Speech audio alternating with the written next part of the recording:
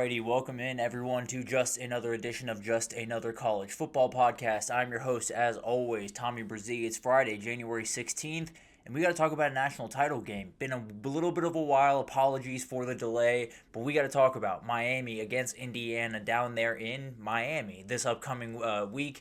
On Monday for whatever reason. We'll have to talk about that next week. We'll talk about the calendar and how broken it is and a number of ways to fix that. But for the time being, we got to talk about that game. We'll break it down, and I'll give you my pick for the last game of this college football season that has been as unpredictable as ever. But then we got to get to the transfer portal. We got to talk about this quarterback market that is pretty much entirely bare at this very moment. Ole Miss having a relatively big debacle towards the end of this. Texas attacking Alabama in a little bit of trouble possibly. And then the Jordan Seaton sweepstakes that seem to be getting very weird very quickly. And we'll talk about it all in the second segment. That'll be it for today. Want to make sure you guys are fully updated on everything with the portal, everything with the national title, and then we'll deal with the fallout. We'll talk about the SEC this season. We'll talk about all of the different things that Indiana has impacted going forward in roster construction and how people go about their practices.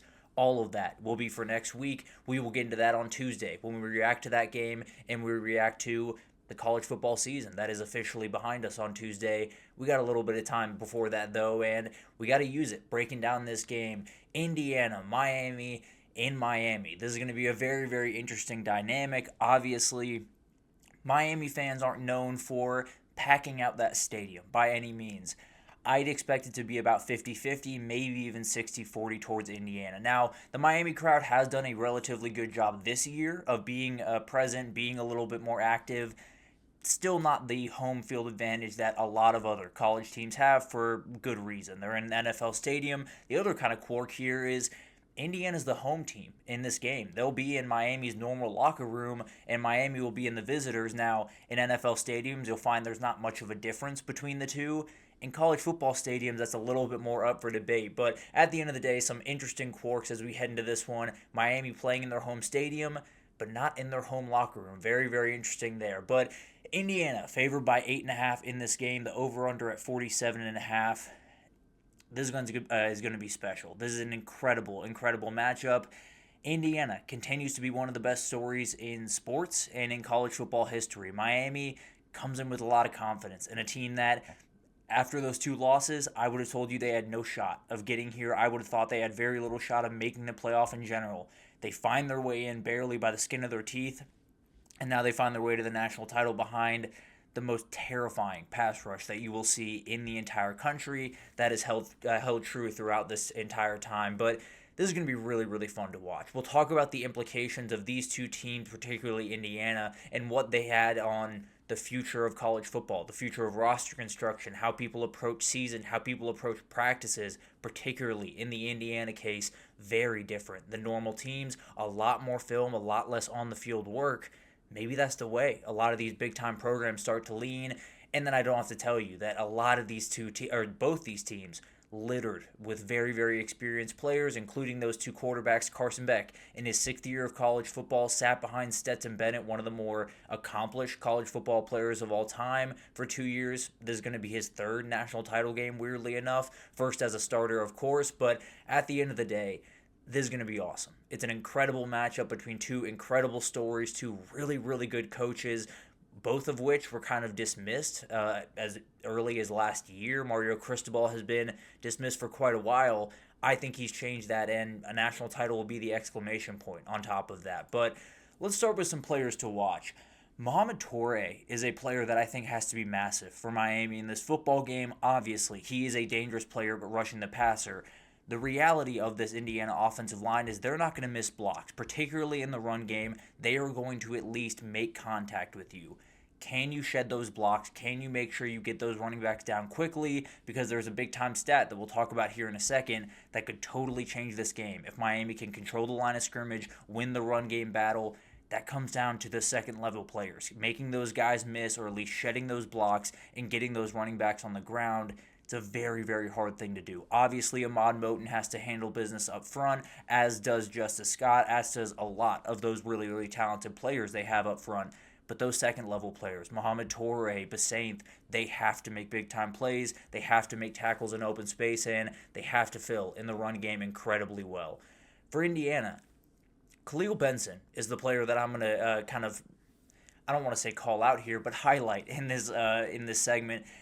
Khalil Benson can make this game a blowout. I think he is the player that can totally open up this game for Indiana and make this look kind of like the last two games look. Now, I don't think it'll be that aggressive, but the reality is Khalil Benson has really struggled in pass pro throughout this playoff. He has been the guy that if you're pointing at the Indiana offensive line, you're trying to find the sore thumb, that's where you're going to point. Now, still a very good football player, is a very, very good run blocker, is a guy that you're not going to be able to, maybe you won't be able to power rush him quite as well, a little bit more susceptible to speed rushers. That is an opening. A guy like Akeem Mesidor, a guy like Marquise Lightfoot, Ruben Bain has plenty of speed about him, even being at 280. He has to show up. Khalil Benson has to be big time in pass pro. If he is, Fernando Mendoza is going to make the throws. You're going to be able to move the football, and you're going to score some points. In this game, Khalil Benson can totally change the complexion of this game, both for Indiana and against them very quickly. It all comes down to how he holds up in pass pro, and that's a relative question mark as we head into this one. But the big question for Miami as they head into this one is the same thing you have to ask whenever you play a quarterback and an offense of this caliber. Can you get there with four? Can you get pressure with four? Can you push Fernando Mendoza off his spot? It doesn't guarantee success. It gives you a numbers advantage, and that's what you have to have against this football team. The second you commit more guys to the box, the second you try to play man coverage, Fernando Mendoza is going to tear you apart with ball placement. That's what he's done all year. That's what Elijah Surratt and Omar Cooper and Charlie Becker, almost blanked on his name, they've done it all year. They've dominated man coverage because people have to commit more bodies to the box because they're so good at running the ball. They also have a Heisman-level quarterback. You have to be able to get there with four. You have to be able to hold up against the run with five, maybe six in the box, but probably five in the box, and be able to hold up against a terrifyingly good run-blocking unit.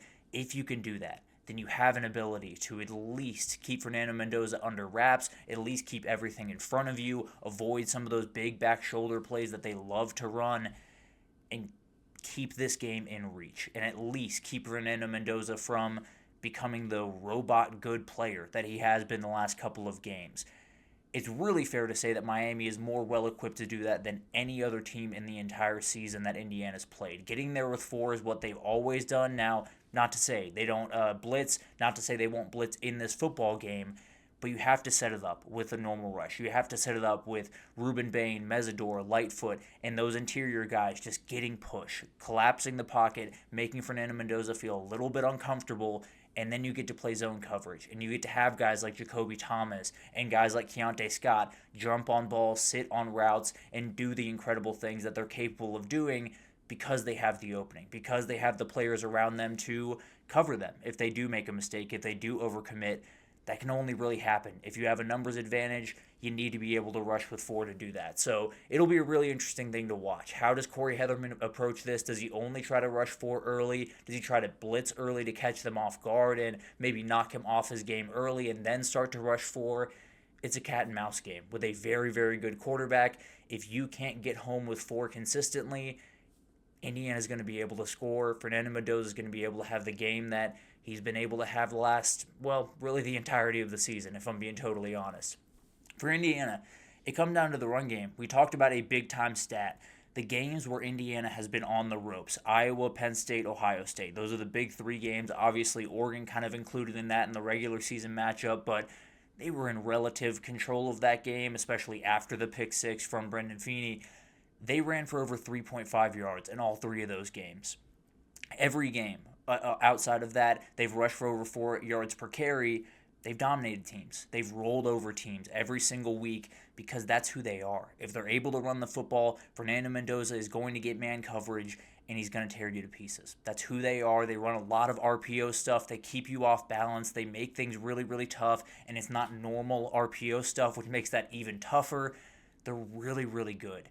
You have to stop the run. If you don't stop the run, excuse me, If you don't stop the run, this offense is going to tear you to pieces. There's really no other way about it. They're too efficient. They're too smart. They stay in front of the chains too well for you not to be able to slow down that run and have any level of success defensively. So, can Indiana stay in front of the chains? Can they find a way to run the football? Can Miami find a way to slow them down? It's elite run defense. On the other side, it's elite run offense and maybe the best run blocking offensive line in the entire country.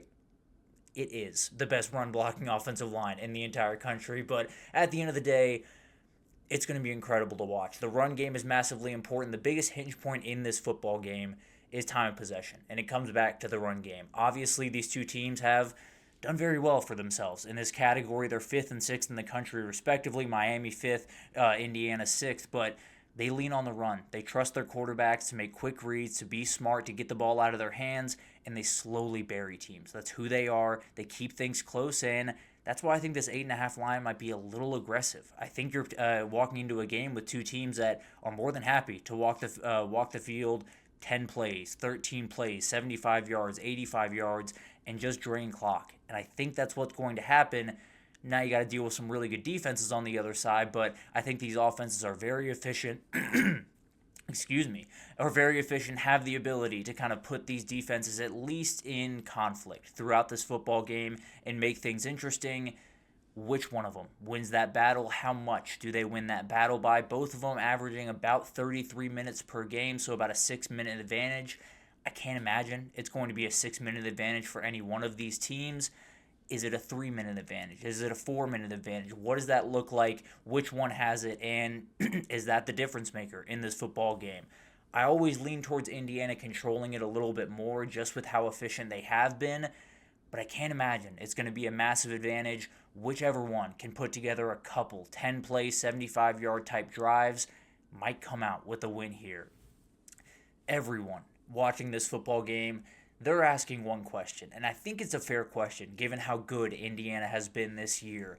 What does Miami have to do to win this football game? There's a number of things, obviously, with how efficient Indiana is, with how dangerous they can be even when they aren't efficient fully. They're a really, really terrifying team. You have to play clean football. That's the number one rule.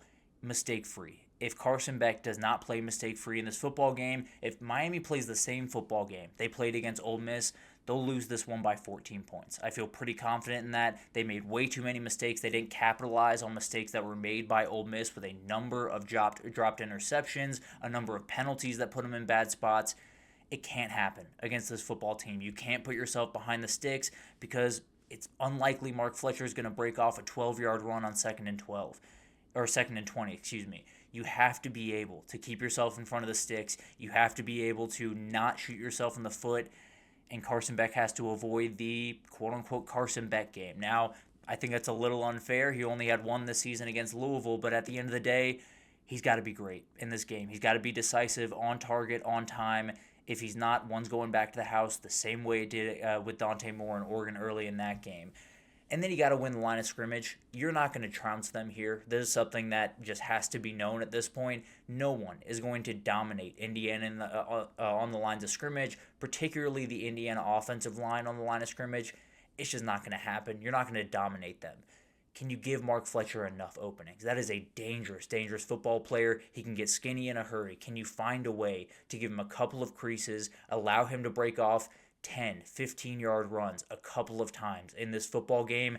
It does not have to be consistent. You don't have to be overly explosive in the run game. Can you find a way to push them off the line 2 yards? Mark Fletcher will pick up another 2 for you, and then you're in 2nd and 6. You do it again, you're in 3rd and 2, and you continue drives that way. That is a huge, huge piece of this. Now, a small tidbit, the Miami offensive line didn't do well in pass pro against Ole Miss. Ole Miss loves to run a lot of stunts and twists. Exact thing that Indiana loves to run. So that'll be an interesting thing to watch. Maybe the Indiana pass rush is the one that we need to be talking about. Maybe they can get after Carson Beck a little bit more. And he's not as mobile as Fernando Mendoza. And Fernando Mendoza isn't quite the dual threat athlete that a lot of these other guys in the country are. So Carson Beck's got to be able to make plays with his legs. That offensive line's got to play a whole lot better than they played before. But this is really special. There's so many things about this football game that are absolutely incredible to watch. I mean, the U being at the top of the sport once again, being the team that I really have never seen at this very level. I mean, the last time they had double digit win seasons back to back years was 2002, 2003. I was 2 years old, so I wasn't necessarily locked in to Miami football at that very moment. This is pretty incredible to watch. It's a really really incredible brand. It has obviously incredible alumni like Michael Irvin. I have to imagine he'll give us a number of clips on Monday night, but it's an incredible thing to watch for Indiana. It's one of the single best stories I've ever seen in my life in sports. It is absolutely remarkable what Curt Cignetti has done. It will forever be impossible to fully express how difficult this was, how difficult it is to walk into the losingest program in college football, and 2 years later, you're in a national title. You have a chance to become the first team to go 16-0 in a season. It's special. It's absolutely insane. It is a testament to Curt Cignetti. It's a testament to Mike Shanahan. It's a testament to Brian Haynes. It's a testament to every single player that walked in and out of that locker room over the last couple of years, even the ones that came before Curt Cignetti, because a lot of those guys were still around for the first year. You don't have that first year, you don't have this one. I can almost promise you that. So what Indiana has done, we'll talk about it more if they are able to finish this job, even if they aren't. We will absolutely be talking about the legacy that this team is leaving behind. It's special in every sense of the word. It's really, really hard to describe just how incredible this has been to watch. It'll be pretty incredible to watch one more time on Monday night. But Miami being back at the top, Indiana finding their way to the top for the first time in program history, a fan base that has been starved for this type of talent. You got it. It's a really, really incredible team. I don't really get caught up in the whole how do they match up with other great teams.